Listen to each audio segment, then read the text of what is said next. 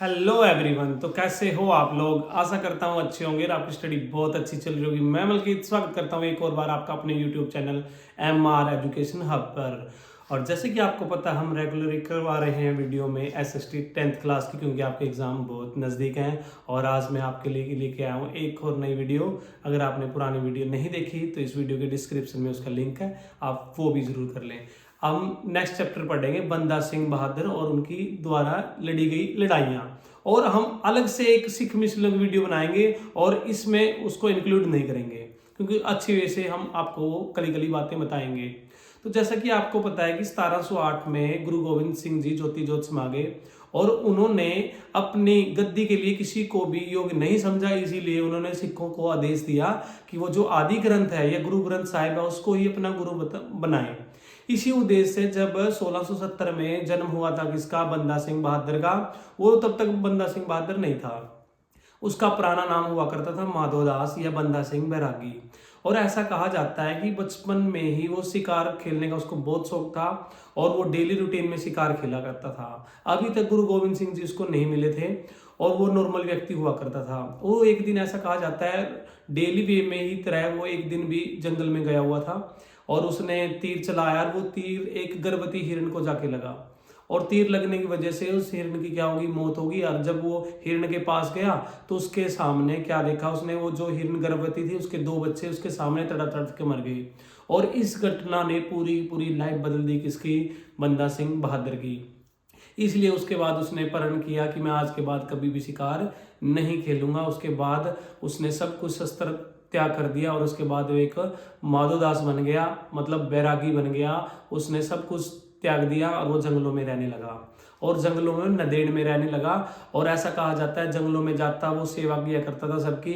और ऐसा कहा जाता है उसने अपने एरिया में हर तरह का मांस बनना या किसी भी तरह का शिकार करना बंद करवा दिया था और उसके एरिया में शिकार करना क्या था, पॉसिबल नहीं था। इसीलिए एक बार क्या हुआ, 1708 में गुरु गोविंद सिंह जी शहीद होने से पहले, कहने का मतलब ज्योति ज्योत समाने से पहले उधर ठहरे हुए थे।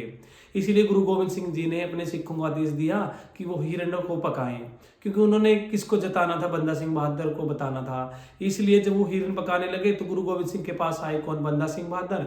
बंदा सिंह बहादुर ने बोला कि आप जो हिरण का मांस है इधर मत पकाइए, क्योंकि इधर हिरण का मांस पकाना क्या है, संभव नहीं है या मैं नहीं पकाने दूंगा। इसीलिए गुरु गोविंद सिंह से उनसे कहा कि तू मेरा बंदा है। और उसने अपनी सारी घटनाएं उसको बता दी बंदा सिंह बहादुर को कि कैसे उसका जीवन चेंज हुआ था। इसीलिए बंदा सिंह बहादुर उनके पैरों में गिर गए। उन्होंने बोला कि मैं तो आपका बंदा हूँ। इसीलिए बंदा सिंह बहादुर का नाम किसने दिया था, बंदा किसको कहा था उसने, गुरु गोविंद सिंह ने उनको बंदा कहा था।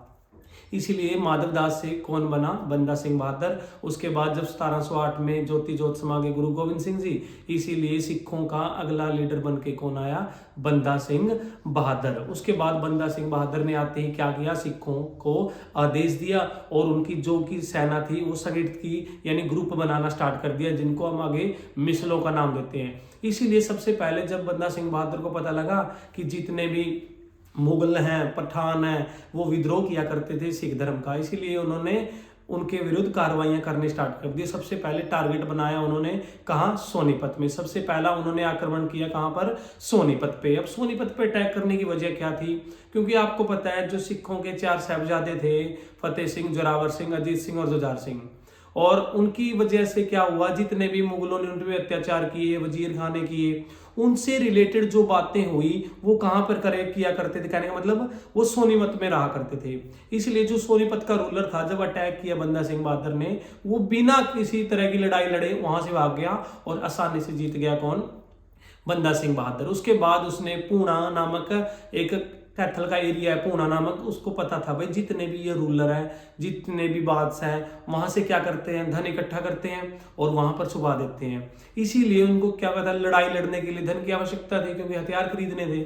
इसीलिए उन्होंने कहां पर अटैक किया, पूना नामक गांव में अटैक किया और वहां से धन लूट लिया। उसके बाद सीधा सीधा टारगेट उन्होंने कहां पर किया, समाना पे। अब समाना में क्या था, जितने भी जो रूलर थे या मुगल बादशाह थे, जितने भी क्रूर अत्याचारी थे, लोग वहां रहा करते थे और उनको ही टारगेट बनाया बंदा सिंह बहादुर ने, क्योंकि बंदा सिंह बहादुर ने शपथ ली थी कि जब तक वो गुरु के साहबजादों को मौत के घाट नहीं उतारेंगे तब तक चुप नहीं बैठेंगे।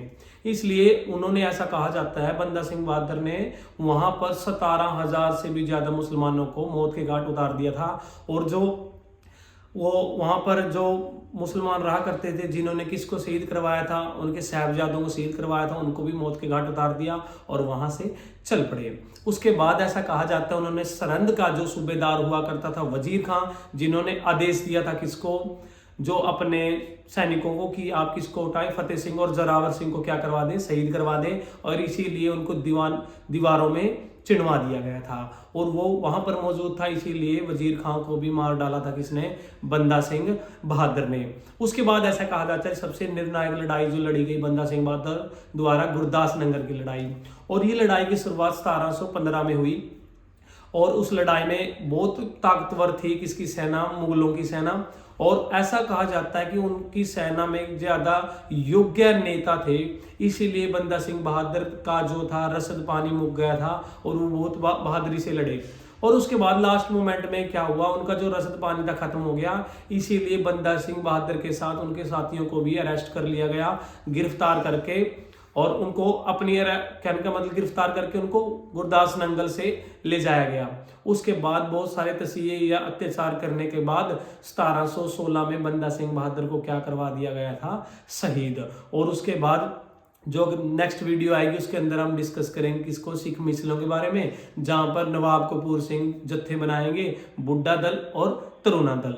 कहने का मतलब ये चैप्टर यहीं पर समाप्त होता है कि 1700 शहीदी कब हुई बंदा सिंह बहादुर की, 1716 में। फिर आपसे पूछा जाएगा कि बंदा सिंह बहादुर का पुराना नाम क्या था, माधवदास या बंदा सिंह बैरागी। आपसे पूछा जाएगा कि बंदा सिंह बहादुर ने सबसे पहले अटैक कहां पर किया, सबसे पहले इन्होंने अटैक किया सोनीपत पे। अगर आपसे क्वेश्चन, छोटा क्वेश्चन पूछेंगे कि गुरु गोविंद सिंह की मुलाकात बंदा सिंह बहादुर से कहां हुई, तो 1708 में नंदेड़ विखे उनकी मुलाकात हुई थी। और आशा करता हूं आपको वीडियो अच्छी लगी हो। फिर भी कोई दिक्कत परेशानी हो, आपको किसी तरह का कॉन्सेप्ट आपको चाहिए हो, कंटेंट चाहिए हो, एसएसटी के रिलेटेड आपका कोई भी कॉन्सेप्ट क्लियर ना हो, तो कमेंट में मेंशन बेटा जरूर कर दिया करो। कल की वीडियो में मिलेंगे आपके साथ, जहां पर हम डिस्कस करेंगे 12 जत्थे जिनको मिसलों का नाम दिया। तो कल के लिए कल बात करेंगे, और आज की वीडियो में इतना ही। तो हंसते रहिए, मुस्कुराते रहिए। तो कल मिलते हैं नेक्स्ट वीडियो में, तब तक के लिए टेक केयर।